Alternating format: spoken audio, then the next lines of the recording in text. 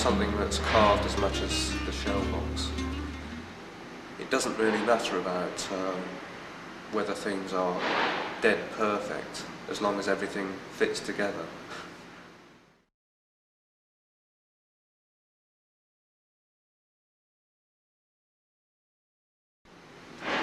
Is that right? Or not right? There's absolutely no logic in that, but it shows that you're an intuitive woodworker who knows. You must have a picture in the back of your mind of where you're going and what. Because you can't afford to make a mistake, can you? No. I mean, this is the thing with woodwork generally. You've got to be first, bang on. Yeah.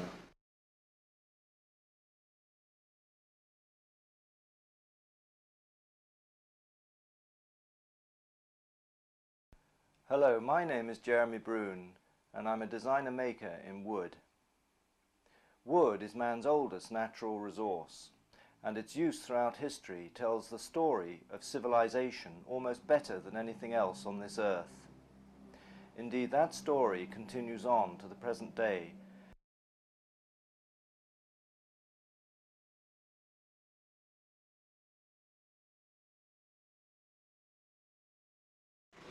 When was your interest in woodwork first aroused? It was with my father, I think. He had his own workshop, and watching him work, I used to learn quite a lot from that side of it. When I was about 5, I had my own bench, which he made, letting me use hand tools, small planes and dovetail saw, etc. That's that type. You were handling a saw as early as 5, so Yeah. did he actually teach you how to use the tools? Not really, just gave me bits of wood to play around with. And I made a chair when I was about 7 or 8, which my mother has still got. I offered to restore it to a better sort of quality, but she insisted to keep it the way it is at the moment, because she thinks it's the right sort of thing to do, not to make things better from your earlier days.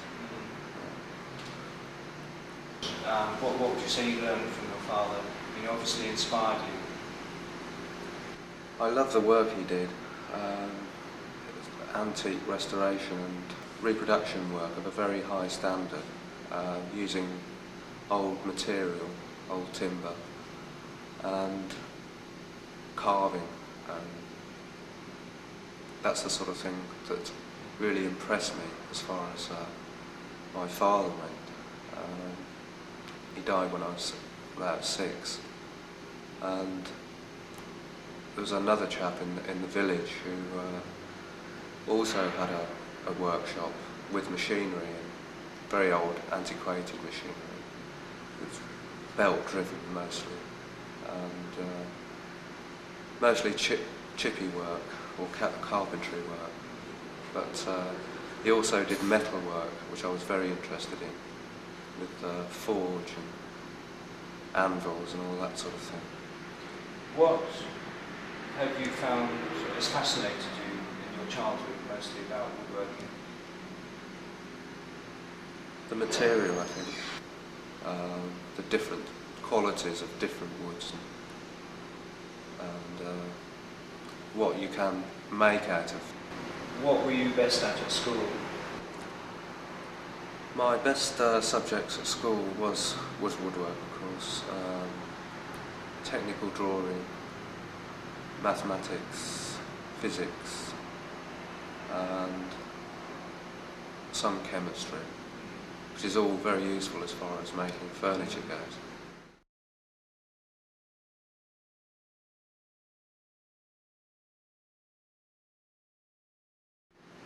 When you worked with John Makepeace, how were these skills employed? When I worked with John Makepeace, he brought out the best in me as far as top quality making goes. He insisted that you did the best, nothing second best, which I appreciated very much, in the way that now I can't, I have to bring things to a perfected stage before I can let anything go.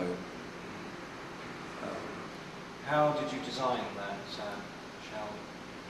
A friend of mine had a shell, but it had a hinge on it, which was like a knuckle hinge, which I was very interested in. And strangely enough, a month or so later, after seeing this shell, I was asked by the RCA to make a box for a set of 48 silver spoons,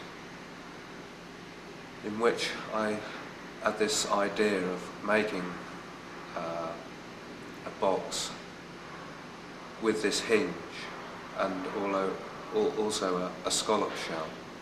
So what were the challenges in the shell?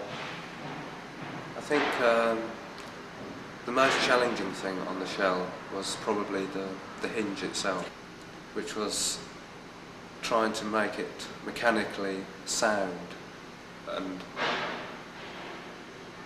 accurately made enough to work correctly. The hinge was made up in components, actually machined and then put together to make up the hinge. So there are 1.5 hinge knuckles, if you like, in each section to make up the whole hinge, which makes it easier to put together, well, to produce in that way, rather than trying to cut them out of a solid piece, which is very difficult, almost impossible, I would say. Now, to my eye, there aren't many straight lines in that piece. Where on earth did you know where you were? What was your reference point? I worked out my reference points from the inside, from 2 flat surfaces. The edge of the ripple round the front was left as a larger piece, then carved out afterwards to match up with each other.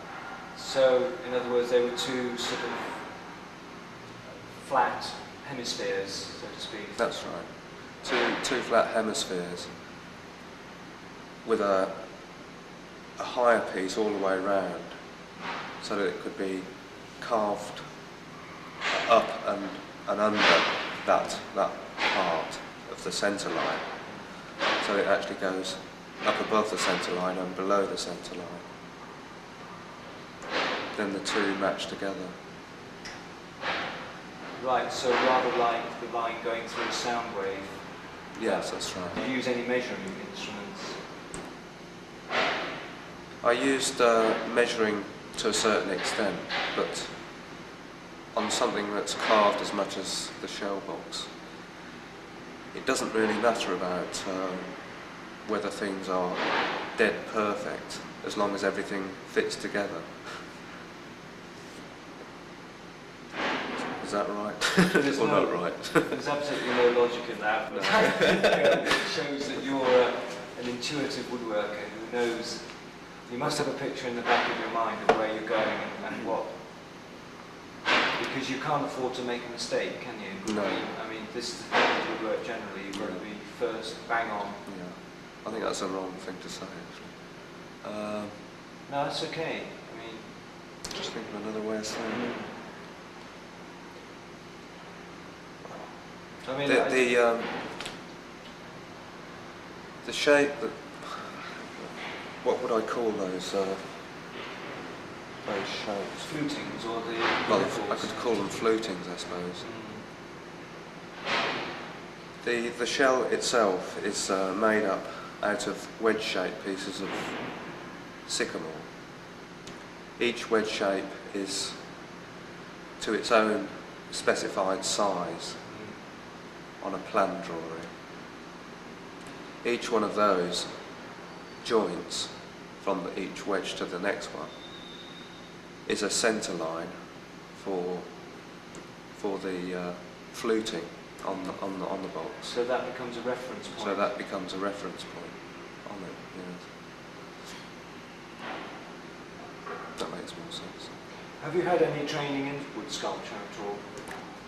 John Makepeace gave me lots of opportunities to work in solid timber, using it as a sculptured piece of material to bring out the best in the grade in a lot of the timbers we've used. How would you work with John Makepeace? John and I worked together as a team on a lot of the higher one-off pieces, better quality one-off pieces. He would come up with the idea or the shape, the dimensions on a sketch. I would transfer it into a full-size drawing, which would be a total working drawing. And we would take it not as a prototype from there, but as the finished item. So there's certainly no room for error. In the mass production industry, they would go through a whole series of mock-ups and prototypes to the finished product. Well, as there is normally some sort of time limit on these one-off pieces, whereas a mass production place would have to come up with some sort of finished item. Otherwise you just waste so much material if it's wrong. With the way we work together, you only had one lot of material to work with. You might prototype up a small part of it, but generally it was taken straight from the drawing. What's your present job? At the moment I am a technical instructor at the Royal College of Art, making pieces for final year students, often out of solid tin, but these days generally using more manufactured materials such as MDF and plywood. Do you think there's a trend away from solid wood? I think there may be a trend to go away from wood, but there are still the people that will pay or would like the individual piece.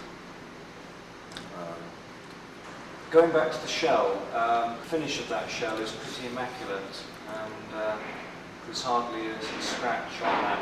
When do you think you first started becoming aware of perfection, if you like, or striving for perfection? Is that something you maybe acquired over a period of time, or do you think, well, you got that from your father, maybe? I think my father was a very good craftsman. Really, I think I was too young to appreciate the quality. But I think John Makepeace probably brought out the better side in me as far as a quality maker and finisher.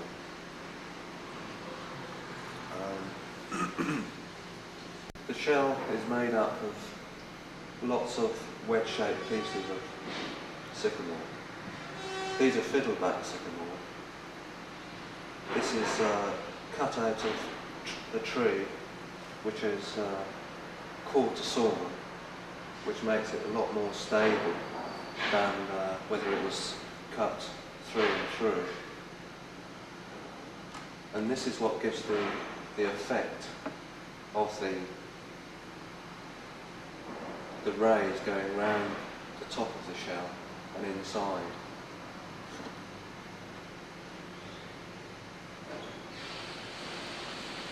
Which gives this really nice effect going around like that. Spray cellulose finish. Not a terribly hard finish, but gives a very nice feel and quality to it.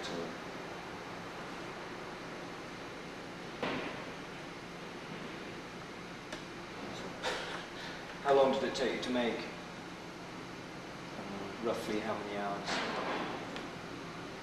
The time it took to make the shell was approximately 350 hours. That's designing, drawing, timber cutting, and finally finishing it off. These two chairs were made for the Worshipful Company Award, which I won last year. I decided to take it from two previous chairs I'd made, both in ash. These two are in quarter sawn oak, which makes it more difficult. But with this one I decided to use an arm and a leg together construction, which I wanted to use KD fittings, knockdown fittings, so that the whole chair could be taken apart, making it easier for delivery. This, the finish that's going on these chairs is going to be a scrub finish, which incorporates using caustic soda and a lot of scrubbing to bring out the depth of the grain more. The chair is a very comfortable chair. It did once win the most comfortable chair award in Kensington Town Hall. There are a few problems trying to bend something in this type of material, being the grain tends to wander about rather a lot, but does give rather a nice surface to it. Especially working out something quite as thin as this with steam bending tends to give you a very natural surface.